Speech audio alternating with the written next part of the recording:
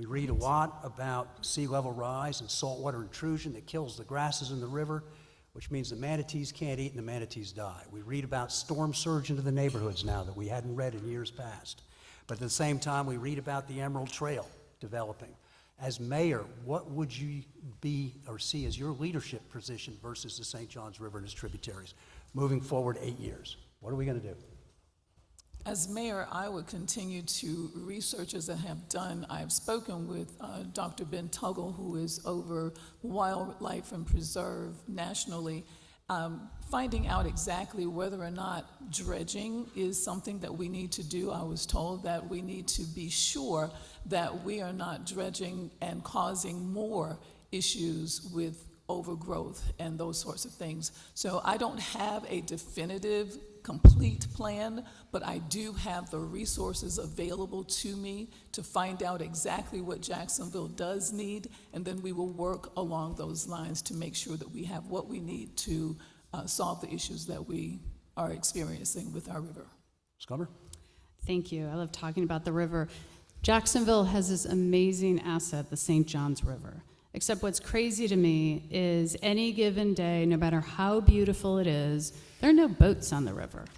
Why? Because if you own a boat, if you're one of the 22,000 boat owners in this city and you want to go somewhere on your boat, you need to either belong to a private club or two private clubs if you want to go to a different one, or go out of the county.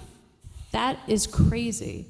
We need to make sure that we have places to boat to. We need to build up our marinas. We need to make it a place that people want to come, build up those marinas downtown, have places where we can boat. We should be using the river all the time. We are in the best state, and we have this amazing asset with dolphins and manatees, and nobody uses it. And that is one of the biggest problems. We need to start giving people choices to boat to on the river. Thank you, Ms. Deegan. Well, we're not going to have those dolphins and manatees in our river forever if we don't start taking better care of it. So that's priority number one. Number two is we absolutely need to open up access to our river. We need to develop in a way that opens access to our river to people, that we don't build right up to the edge. That's terrible for resiliency. It's terrible for the river. We have to make sure that if we want a thriving riverfront in downtown, that we open up those opportunities for people to be able to access the river, but also that we build those fortifications that make sure that as water continues to rise, that we have a defense against that. That is completely anticipated. For years and years, we knew this was coming, and it's only going to get worse. So we need to care for the health of our river, we need to open it up to our people, and we need to make sure that we value this incredible asset that we have in Jacksonville that really we're going to lose if we don't start to take care of it in some sort of major way. Mr. Ferraro. Thank you. Both sides of my district are on both sides of the river as it comes in, and it's one of the highest flood areas that we have in the city. We put in an overlay that is the biggest overlay in the city of Jacksonville. And what we've tried to do is watch how we're doing with the water and the filtering of the water through the marshes, through the grasses. We talked about this in waterways. How are we going to filter out the water? How are we going to take surges? How are we going to take new developments, and how's that going to play into effect as far as flooding out areas? What's ended up happening is we have so much development going on that we're not looking at what the effects are. In the mayor's office, you have the planning department. You have the areas that you are in charge of, that you can either put forth or stop some of these developments. Some of the flooding issues that we have are areas where the water's rising and coming up through our drains, but some of the areas that we have, we're overbuilding and we're damming some of the water. And what's ended up happening is neighborhoods that we've had for generations and decades are getting flooded out because of new neighborhoods that are coming in that are running water into these areas that the old tributaries can't take the new runoff. So as the mayor, these are things that I would be watching and taking care of and watching over the community.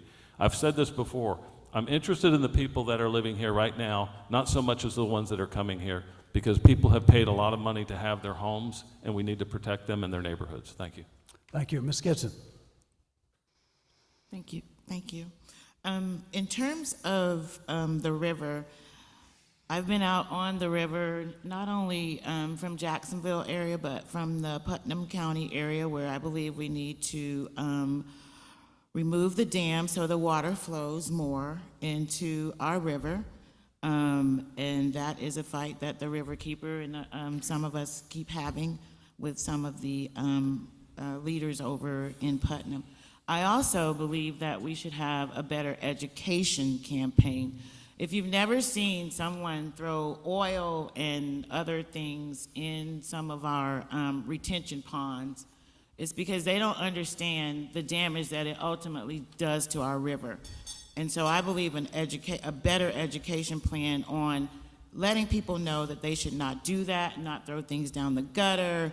And also, I believe fertilizer has been pretty much dealt with, but we have a resiliency officer who needs to be much more visible in our community to talk to us about this issue. And certainly, our port is important. I know that's been mentioned as a potential issue.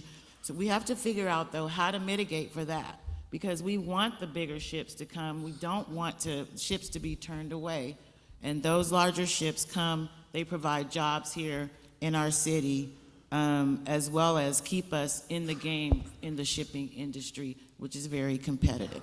Thank you. Thank you. Mr. Kiesler. Staying on the port issue, I grew up as a kid riding with my great uncle, who was a river pilot, all the way out to sea and back, bringing in ships, when today they probably would have, frowned on it. An 8-year-old at midnight climbing up a ladder at the 1 mile buoy, but that's a fact. The reality is the port is one of our greatest assets. It is. I mean, that alone with our rail and highway system is really what makes Jacksonville the landscape and really the canvas for the city that really shows a nation how we do it.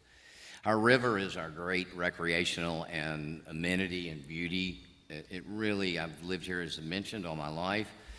What's interesting is that there was a symposium at UNF 4 weeks ago that's an annual symposium on environmental that's put on by the DEP and the State Department of Environmental Protection and by JU, and I think one other university participates. It's been going on since Delaney. He's the one that started it. And it was absolutely amazing what was learned there about the dioxins and the hard metals and the arsenics and the various chemicals that are coming out of our tributaries and our watersheds. And the disturbance of those is what disturbs the heavy metals and creates the problem. But there's a real balance and a real science to it and a real issue there. And I was the only candidate that was there at that symposium. So I think our waterways are priceless and precious. I think our port is huge for us carrying on as a major city in the 21st century. Thank you. Ms. Richardson. Yes, well, thank you. Speaking on that issue with our water, and that is true, and I've heard everyone state this, and I do agree. The water that we have downtown is priceless, and it's no reason why it should not be maintained and kept as pristine as the waters are in the Bahamas. Our water system need to be clean, it need to be filtered. And I would use the planning committee to come up with a plan that would not only clean the waters, keep them clean, but also come up with a plan to enlarge the barriers so when we do have hurricanes, storms, and bad weather, that water from the river won't overflow like it does in Riverside and just take over the ground area. So we need to have higher barriers also. And another issue that I would like to address is that when large boats come, you have to raise the Main Street Bridge.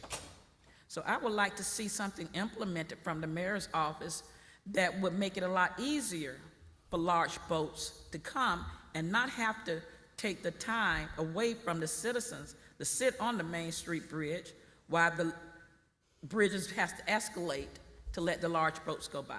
So as much work can be done, but my main thing would be is I would appoint a committee that would look into these situations to give us improvement, because that's our big seller, our water. That's what's gonna attract businesses to come here.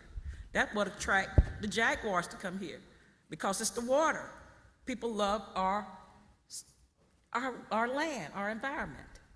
Let's sell it. Let's make it big, but the way we can do that, we got to take it to a new level. We need to get a committee together that can stop this algae, not only in the water downtown, but water everywhere is filled with algae trash. Why?